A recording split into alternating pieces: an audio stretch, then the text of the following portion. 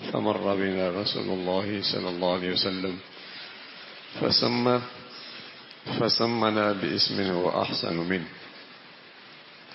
پیارے رسول صلی اللہ علیہ وسلم کی پیاری زندگی اور آپ ہر شعبہ زندگی کی رہنمائی، تربیت اور ان کے ساتھ آپ کا طرز عمل، اس کا تذکرہ چل رہا تھا.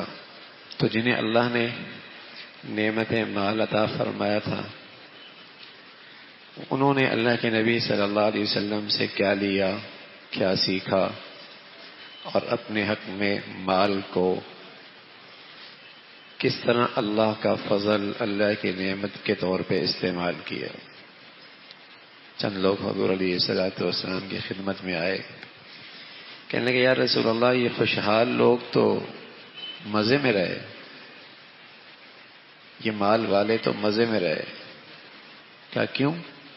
فرمایا اللہ نے مال دیا ہے، یہاں بھی آرام سے رہتے ہیں اور مال کی اتنی ڈھیر ساری عبادات کرتے ہیں جو ہم نہیں کر پاتے. زکوٰۃ یہ دیتے ہیں، صدقہ یہ دیتے ہیں، خیرات یہ کرتے ہیں، نیکیوں کے کام میں یہ خرچ کرتے ہیں، دین کی حفاظت میں، دین کے تقاضوں میں یہ آگے آگے ہوتے ہیں. یہاں بھی آرام سے رہ رہے ہیں، وہاں بھی جیت جائیں گے، ہم سے آگے نکل جائیں گے. تو اللہ کے نبی صلی اللہ علیہ وسلم فرمایا کہ دیکھو تمہیں نیکیوں میں یہ آگے نظر آ رہے ہیں، تو تم بھی سبحان اللہ، الحمدللہ، اللہ اکبر نماز کے بعد 33-34 مرتبہ پڑھ لیا کرو. نیکیوں میں تم ان صاحب حیثیت لوگوں کے برابر ہو جاؤ جو مال میں یہ نیکیاں کر رہے ہیں. تمہاری کفایت اس طریقے سے ہو سکتی ہے، تم بھی اس عمل سے ان کی نیکیوں کے برابر ہو سکتے ہو. لیکن مال والے تو واقعی مال والے تھے، جنہیں اللہ رب العزت نے بظاہر سکے اور کرنسی بھی دے رکھی تھی، اور سب سے بڑی دولت عقل بھی دے رکھی تھی، سمجھ بوجھ بھی دے رکھی تھی، بصیرت بھی دے رکھی تھی.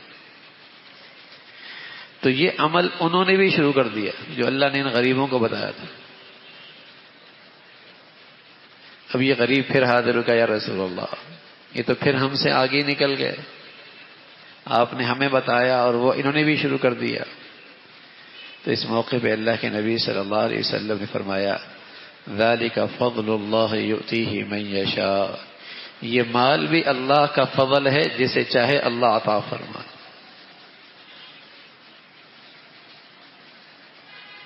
مال بھی اللہ کا بڑا فضل ہے. تو پیارے نبی کی زندگی سے، رہنمائی سے اور آپ کی سیرت سے صاحب حیثیت آدمی اپنے مال کو اللہ کا فضل بنا سکتا ہے. دنیا آخرت میں اس نعمت سے فائدہ اٹھا سکتا ہے، ورنہ تو مصیبت ہے، ورنہ تو وبال ہے، ورنہ تو بوجھ ہے، ورنہ تو ہلاکت ہے. ورنہ تو اللہ کے نبی فرمانے لگے میری امت کا سب سے بڑا فتنہ ہے ہی مال. جہاں بھی ٹوٹ پھوٹ دیکھو گے، اکثر نفرت، لڑائی جھگڑے دیکھو گے، یا زر ہوگا یا زن ہوگا یا زمین ہوگی. زن، زر، زمین. زن عورت، زمین، زر دولت. ہر جھگڑے کے پیچھے آپ کو یہ چیزیں نظر آئیں گی. فتنہ ہے بڑا. لیکن پیارے نبی کی زندگی سامنے رکھ لی جائے، بہت بڑا اللہ کا فضل ہے، بہت بڑی اللہ کی نعمت ہے. جو آدمی صرف جسمانی عبادات سے جہاں نہیں پہنچ سکتا، وہاں اس مال کے ذریعے اس مرتبے کو پہنچ سکتا ہے جو بغیر مال کے نہیں پہنچ سکتا. تو اس طرح اللہ کے نبی صلی اللہ علیہ وسلم ان کی حوصلہ افزائی فرماتے، رہنمائی فرماتے.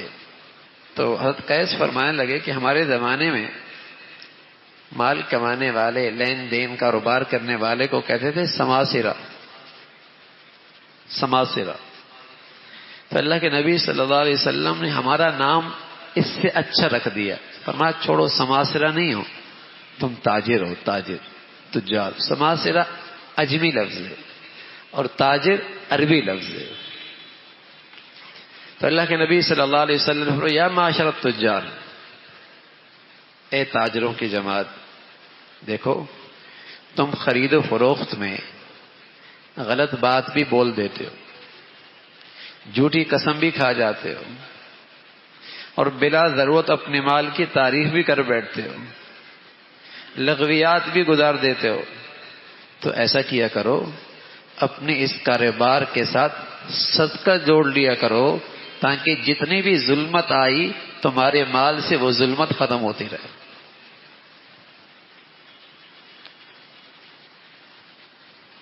بازار میں گئے ہو نا، تجارت کر رہے ہو، جھوٹ بھی بول دیتے ہو، جھوٹی قسم بھی کھا جاتے ہو، بلا وجہ اپنے مال کی تعریف، دوسرے کے مال کی تنقیص یہ بھی کر دیتے ہو، بہت ساری لغو باتیں بھی کاروبار کے درمیان تم سے ہو جاتی ہیں، تو ایسا کرو کہ اپنے کاروبار کو صدقے کے ساتھ جوڑ دو، تاکہ یہ صدقہ تمہارے مال کی برائی کو ختم کر دے۔ تمہاری آمدنی میں کوئی ظلمت آ گئی نا، غلط بیانی کی وجہ سے، جھوٹ کی وجہ سے، لغویات کی وجہ سے، تمہاری مال میں جو گرد آ گیا ہے، گندگی آ گئی ہے، اس صدقے سے وہ صاف ہو جائے گا۔ صدقہ دے دیا کرو، صدقہ دے دیا کرو۔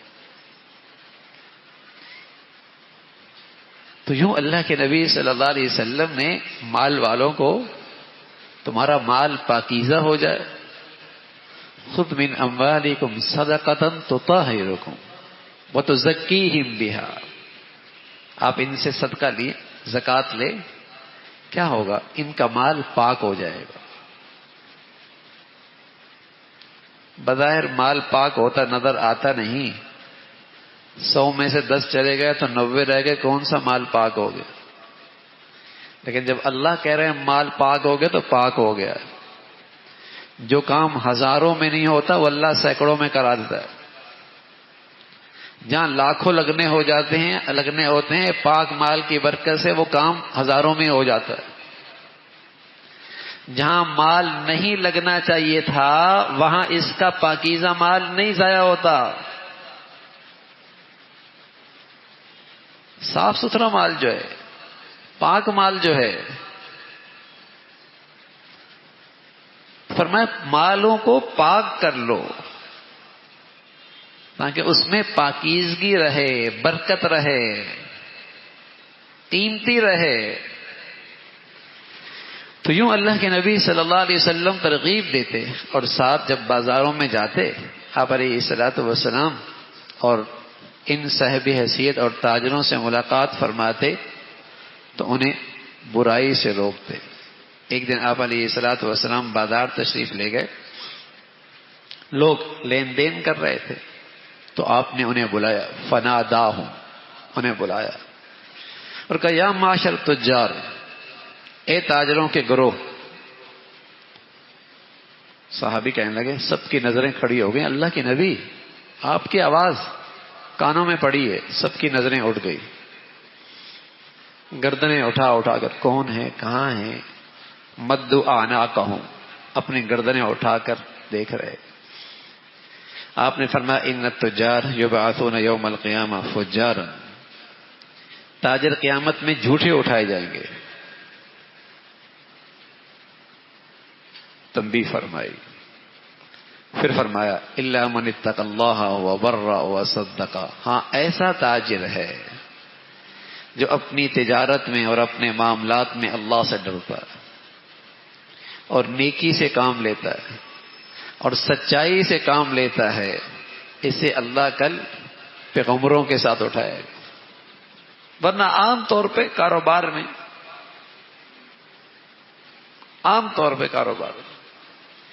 جب دینی زندگی کی بہار آتی ہے نا، تب معاملات میں دین زندہ ہوتا ہے، اور تب معاشرت میں اور غمیوں خوشیوں میں دین زندہ ہوتا ہے، اور جب دینداری بالکل ہی ختم ہو جاتی ہے تو عبادات کا دین بھی چلا جاتا ہے۔ عبادات کا دین دینی زندگی کی بہار نہیں، ابتدا ہے۔ دینی زندگی کی بہار یہ ہے کہ جب دین معاملات میں اور معاشرت میں زندہ ہو جائے،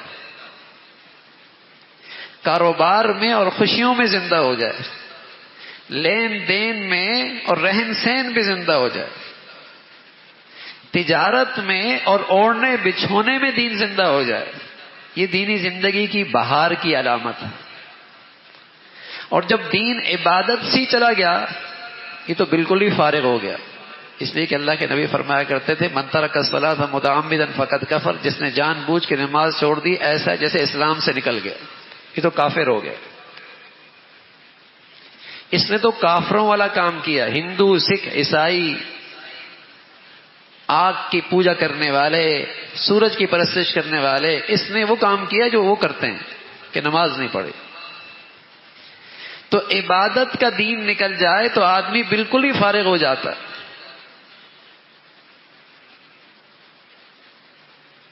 لیکن دینی زندگی کی بہار، جیسے آپ کہتے ہیں نا یہ دیندار ہے، یہ دیندار ہے، یہ شریف آدمی ہے۔ شرافت، دینداری کیا ہے؟ جب اس کی معاشرت میں اور جب اس کے کاروبار میں دین زندہ ہو جائے، یہ ہے دیندار، یہ ہے دیندار، یہ دیندار ہے۔ اور عبادات میں دین زندہ ہے، یہ بالکل ابتدائی درجہ ہے، اور ایک لحاظ سے آخری بھی ہے۔ یہ بھی نکل گیا تو فارغ ہو گیا۔ اس امت میں مسلمانوں کی دینداری سے جو دین پھیلا ہے نا، وہ اس کی تجارت سے پھیلا ہے، وہ اس کے حسن سلوک سے پھیلا ہے، وہ اس کی معاشرت سے پھیلا ہے۔ چائنا میں کوئی دین کے دائی نہیں گئے، تاجر گئے، ان کی تجارت نے وہاں دین زندہ کیا۔ کئی ملک ایسے ہیں جہاں مسلمانوں نے صرف تجارت کی اور لوگوں نے اسلام قبول کیا، معاملات ایسے کیے۔ یہ پیغام دے دیا کہ مسلمان جھوٹ نہیں بولتا بھائی، خیانت نہیں کرتا۔ اس لیے کہ مسلمان کا مطلب یہی ہوتا ہے کہ دیکھو تم میرے سے معاملہ کر رہے ہو تو مطلب کیا ہوا کہ تم میری طرف سے محفوظ ہو، تمہیں میری ذات سے دھوکہ نہیں ہو سکتا، تکلیف نہیں ہو سکتی، خیانت نہیں ہو سکتی، مطمئن رہو میں مسلمان ہوں۔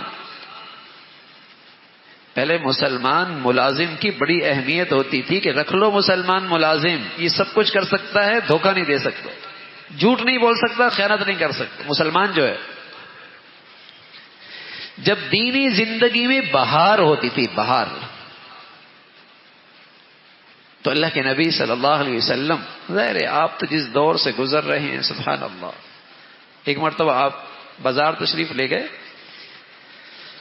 تو وہاں گندم کا ڈھیر پڑا تھا، آپ نے یوں ہاتھ لگایا تو اندر سے گندم گیلی تھی۔ آپ نے فرمایا یہ کیا؟ کہا بارش ہوئی تھی اس لیے اندر یہ گیلی ہو گئی، اوپر سوکھی ہے۔ فرمایا اس گیلی کو اوپر کیوں نہیں کیا؟ اور پھر فرمایا من غش فلیس منی، جس نے دھوکہ دیا نا اس کا میری امت سے کوئی تعلق نہیں ہے۔ سبحان اللہ، جس نے دھوکہ دیا نا اس کا میری امت سے کوئی، یہ خیانت نہیں، یہ میری امت کا انداز نہیں، یہ فراڈ نہیں، یہ میری امت کا کام نہیں ہے۔ ہم تو اگر کوئی خراب چیز بیچ دے تو بڑا ہوشیاری سمجھتے ہیں، بڑا ہوشیار نکلا میاں، عیبدار بھی بیچ دی، پرانی بھی بیچ دی، ناقص بھی بیچ دی، اور اسی قیمت پہ بیچی جس قیمت میں صحیح چیز بکتی ہے، اور پھر خوش بھی ہوتا ہے، کہتا ہے بڑا ہوشیار ہے، بڑا ہوشیار ہے، بڑا عقل مند ہے۔ سچ یہ کہ بڑا احمق ہے، بڑا ہی احمق ہے، اپنی باقی کمائی بھی خطرے میں ڈال دی، اپنی حلال آمدنی مصیبت میں ڈال دی۔ یہ عقل مندی نہیں ہے، عقل مندی مسلمان کی ہے، دیانت، سچائی، امانت، دیانت، سچائی، یہ مسلمان کی کمال ہے، اور اس میں برکت ہے، اس میں پاکیزگی ہے۔ تو رسول کریم صلی اللہ علیہ وسلم نے فرمایا دیکھو تاجر خطرے میں رہتا ہے، ہاں اللہ سے ڈرے، اللہ سے ڈرے۔ امام ابو حنیفہ رحمۃ اللہ علیہ کے ملازم تھا، آپ نے اسے بتا دیا اس کپڑے میں عیب ہے، بتا کے بیچنا، وہ بیچ کے آ گیا، بغیر بتائے بیچ کے آ گیا۔ اس دن کی آج کے لحاظ سے لاکھوں کی آمدنی تھی، اب وہ پتہ نہ چلا بیچا کس کو ہے، ملے نہیں۔ کوئی ہوتا نا بڑا کام کر کے آیا ہے، بیچ کے آ گیا، اسی قیمت پہ بیچ کے آ گیا۔ آپ نے اس دن کی ساری آمدنی صدقہ کر دی، ساری آمدنی۔ کیسے گھر میں لے کے جا سکتا ہوں میاں آگ کے انگارے، کیسے لے کے جا سکتا ہوں؟ یہ نحوست کیسے لے کے جا سکتا ہوں؟ اس نحوست سے تو باقی چیزیں بھی خراب ہو جائیں گی۔ تو اس طرح اللہ کے نبی صلی اللہ علیہ وسلم جنہیں اللہ نے مال دیا تھا، ان کے مال کو ان کے حق میں فضل بناتے تھے، نعمت قرار دیتے تھے، اور ان کے حق میں وہ مال تعمیر کا باعث بنے، خیر کا باعث بنے، راحت و آرام کا باعث بنے، دنیا آخرت میں عزت اور نجات کا ذریعہ بنے۔ اب یوں رہنمائی فرمایا کرو، صدقہ روزانہ دے دیا کرو، اپنی تجارت سے صدقہ بھی نکالا کرو۔ زکوٰۃ نہیں میاں، زکوٰۃ تو فرض ہے، زکوٰۃ تو فرض ہے، زکوٰۃ تو مال والے کے حق میں سب سے آخری درجے کی دینداری ہے، سب سے آخری درجے کی دینداری ہے۔ اگر یہ دینداری بھی نہیں تو بدترین بخیل کہلاتا ہے، بدترین بخیل کہلاتا ہے۔ یہاں تو اللہ رب العزت فرما رہا ہے، روز اللہ کے نبی بتا رہے ہیں کچھ نہ کچھ صدقہ اپنے مالوں میں نکالو۔ اونچ نیچ کاروبار میں ہوتی ہے، اور آدمی بس اوقات ایسی باتیں اپنے مال کے بارے میں کہہ دیتا ہے، تو ایک حصہ روزانہ نہیں، ماہانہ کے لحاظ سے، ہفتے کے لحاظ سے، 15 کے لحاظ سے، تاکہ مال پاک ہوتا رہے، صاف ستھرا۔ اور جتنا صاف ستھرا ہوگا اتنا اس مال میں آپ کے لیے نفع زیادہ ہوگا، ورنہ صرف چوکیداری رہ جائے گی، نفع ختم ہو جائے گا۔ جتنا اس مال کے اندر پاکیزگی آئے گی اس میں آپ کے لیے نفع زیادہ ہوگا، ایمان کے لحاظ سے بھی، دنیا کے لحاظ سے بھی، روحانی لحاظ سے بھی، جسمانی لحاظ سے بھی، آج کے لحاظ سے بھی، آخرت کے لحاظ سے بھی نفع زیادہ ہوگا۔ اور جتنا اس کے اندر سے پاکیزگی جاتی رہے گی نفع کم ہوتا چلا جائے گا، چوکیداری اور خواری بڑھتی چلی جائے گی۔ تو اللہ کے نبی صلی اللہ علیہ وسلم فرمانے لگے، دیکھو ایک شخص نے کہ بس بکریاں بھی تھیں، اونٹنیاں بھی تھیں، گائیں بھی تھیں، اور وہ ان کا دودھ روک کے رکھتا تھا اور پھر بیچ دیتا تھا۔ آپ نے فرمایا یہ دھوکہ ہے، خریدار کو یہ حق حاصل ہے، چاہے یہ اپنی خریدی ہوئی گائیں بکریاں واپس کر دے چاہے رکھ لے۔ یہ کیا کرتے ہو؟ چند دن تک تم دودھ نکالتے نہیں اور یہ دھوکہ دیتے ہو کہ اس کا دودھ زیادہ ہے۔ جیسے ہم نا تول کے لحاظ سے جب بکرا بیچتے ہیں تو اس کو اتنا پانی پلا دیتے ہیں کہ اس کا وزن ویسے ہی بڑھ جاتا ہے، ایسی چیز کھلا دیتے ہیں کہ وہ اس کا ویسے ہی پیٹ پھول جاتا ہے۔ ہمت ہے ویسے مسلمانوں کے بھی، آج چند ٹکوں کے لیے ایسی حرکتیں کرتے ہیں، چند ٹکوں کے لیے کہ اپنی ہزاروں کی نہیں لاکھوں کی آمدنی برباد کر دیتے۔ بڑی دل گردہ ہے، چند ٹکوں کے لیے اپنی پاکیزہ آمدنی برباد کر دیتے۔ یقین نہیں رہا نا کہ گناہ کا بھی ری ایکشن ہوتا ہے، حرام کا بھی ری ایکشن ہوتا ہے، جھوٹ کا بھی ری ایکشن ہوتا ہے، خیانت کا بھی ری ایکشن ہوتا ہے۔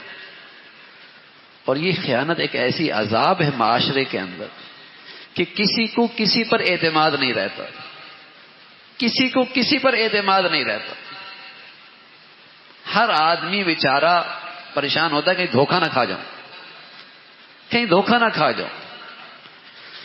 یہ مسلمانوں میں نہیں ہوتا تھا، یہ مسلمانوں میں نہیں ہوتا تھا، اس لیے کہ مسلمانوں کے پیغمبر نے مسلمانوں کے بارے میں فرمایا مسلمان سب کچھ کر سکتا ہے، مال سے محبت بھی کر سکتا ہے، بخیل بھی ہو سکتا ہے، کچھ بزدل بھی ہو سکتا ہے، مسلمان جھوٹا نہیں ہوتا۔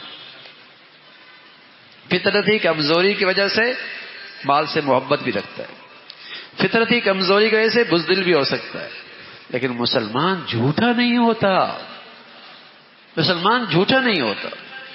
سچا ہوتا ہے۔ تو اللہ کے نبی صلی اللہ علیہ وسلم فرمانے لگے ایسا نہ کرو بھائی، تھنوں کو یوں نہ رکھو،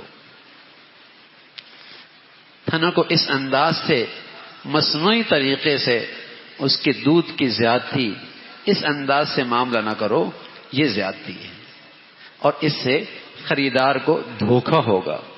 تو اللہ کے نبی صلی اللہ علیہ وسلم نے ان کی رہنمائی فرمائی اور ساتھ فرمایا کہ جو لوگ صدقہ دیتے ہیں، زکوٰۃ دیتے ہیں، آپ علیہ الصلوۃ والسلام ان کے لیے دعا کیا کرتے ہیں، اللہم صلی علی آل فلان، یوں اللہ آپ ان پہ رحمت فرمائیں، آپ ان پہ رحم فرمائیں، آپ ان کے لیے رحمت کی اور برکتوں کی دعائیں دیا کرتے تھے کہ اے اللہ ان کے مال میں اور ان کی زندگی میں اور برکت نصیب فرما۔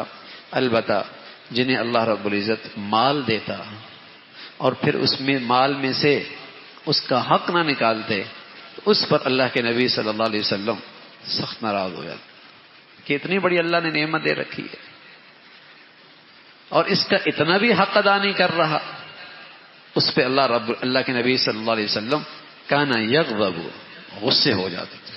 ویسے کبھی اپنی ذات میں غصے نہیں ہوئے، لیکن جہاں اللہ کے حکموں میں کوتاہی دیکھتے اور کوئی شخص اللہ کے نعمتوں میں احسان فراموشی سے کام لیتا تو وہاں بس اوقات آپ کے چہرے کا رنگ بدل جاتا، آپ غضبناک ہو جاتے تھے، اور یہ غضبناک ہونا اس شخص کے حق میں رحمت بن جاتا، ورنہ اگر وہ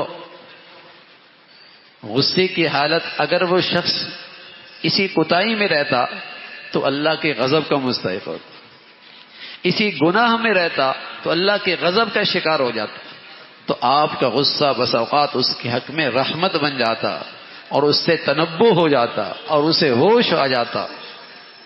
تو رسول کریم صلی اللہ علیہ وسلم ایسے صاحب حیثیت پر آپ تنبیہ فرمایا کرتے تھے۔ حضرت عائشہ فرمانے لگی ایک دن رسول کریم صلی اللہ علیہ وسلم نے دعا کی اور فرمایا اللہم انی اعوذ بک من الکسل والغرم والمأثم والمغرم ومن فتنة القبر وعذاب القبر ومن فتنة النار وعذاب النار ومن شر فتنة الغنا۔ آپ فرمایا کرتے تھے اے اللہ مجھے پناہ نصیب فرما دولت مندی کی فتنے سے، دولت مندی کی فتنہ سے، اور پناہ نصیب فرما فقر کے فتنے سے۔ فقر بھی بہت بری چیز ہے جس میں اللہ ناراض ہو جائے، اور وہ دولت مندی بھی بہت بری چیز ہے جس میں اللہ ناراض ہو جائے۔ تو اللہ کے نبی صلی اللہ علیہ وسلم اہل فقر سے جس میں اللہ ناراض ہو جائے وہ فقر سے بھی پناہ مانگی، اور ایسی دولت مندی سے بھی پناہ مانگی جس میں اللہ کے حکم ٹوٹنے لگ جائیں اور بندہ اللہ سے اور دور ہونے لگ جائے۔ اللہ رب العزت نعمت مال بھی عطا فرما دے اور شکر گزاری اور احسان شناسی کی زندگی بھی نصیب فرما دے۔